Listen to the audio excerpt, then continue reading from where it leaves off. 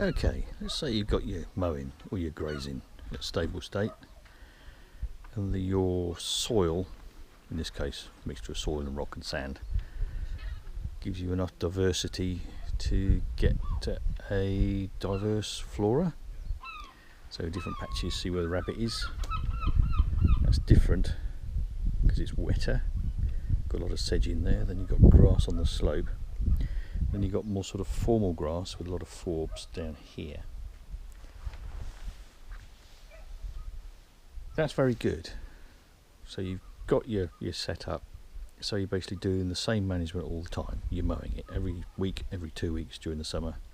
In the case of this bit here, this land here, you're cutting and you're dropping. So you're keeping your nutrients at a fairly stable state. What you can get if you're actually cutting and dropping is that your nutrient status will improve gradually over time. As it rots down, the grass forms a thatch. And basically you're recycling the nutrients into it, whereas if you cut and remove, you can actually reduce nutrients, and that can give you a situation where you get more and different micro niches. Say this area here, the nutrients might drop faster than this area here, but what you can do is you can vary your mowing regime or your grazing regime. You can mow later, you can mow earlier, you can mow more frequently or less frequently, or you can do something like drunken mowing, where you can mow patches, leave bits unmown, mow some bits extra frequently, extra hard. But that will also give you diversity, and if you vary your mowing from year to year, that's going to give you diversity in time as well as in space. TARDIS for ecologists. This bit down here, obviously not been mown or similar for a long time.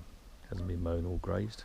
See this patch here, but it's still relatively fine leaved grasses, because something in the habitat down there, I think it's very wet. You've got conglomerate rush in the front. I think you've got ragged robin in there. Look at this floss-cuculi, and that says wet, and the sedges that I can see from here say wet. So this means the bracken hasn't been able to get into it, but it's not so wet that the reed, the Norfolk reed, likes it. So that's at a relatively stable state, changing very slowly.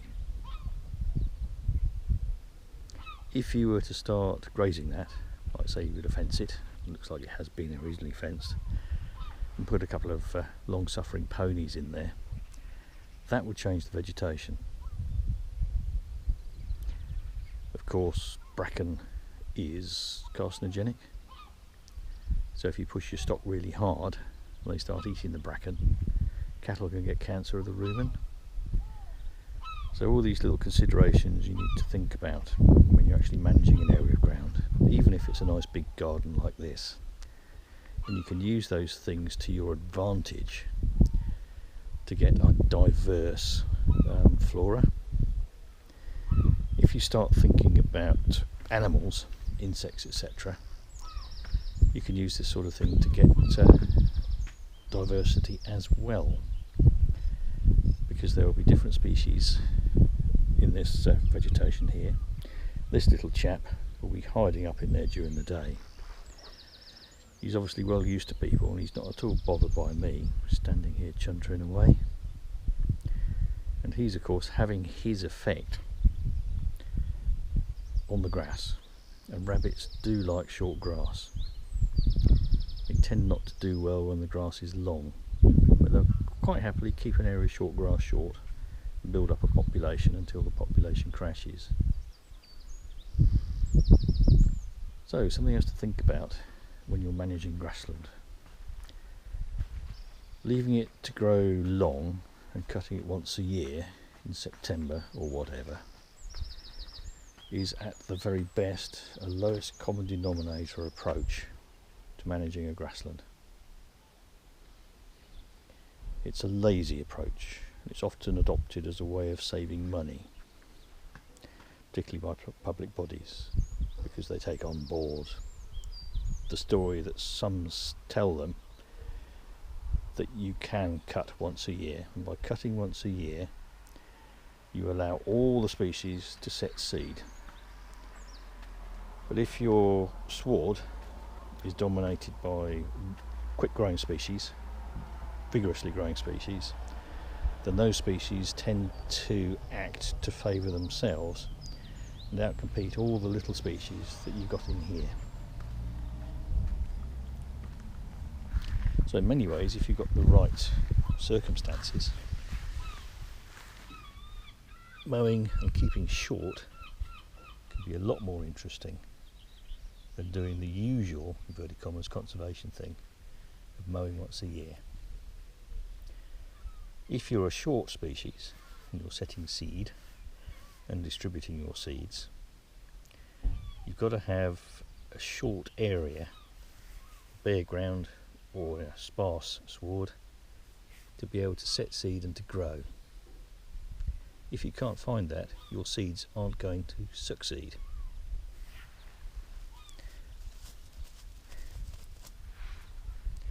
And things like anthills within a sward can change conditions and suit certain species.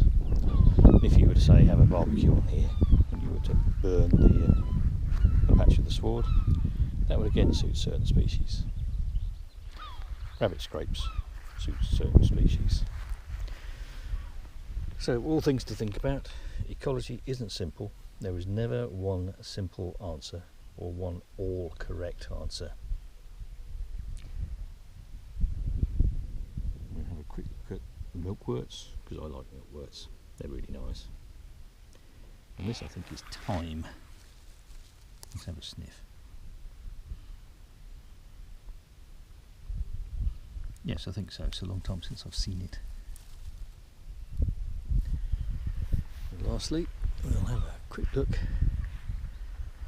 out towards the sea, because the sea and the salt winds in winter is going to have a big effect on this site here. Over there we've got the gorse, which is kept dwarfed by salt winds and salt spray.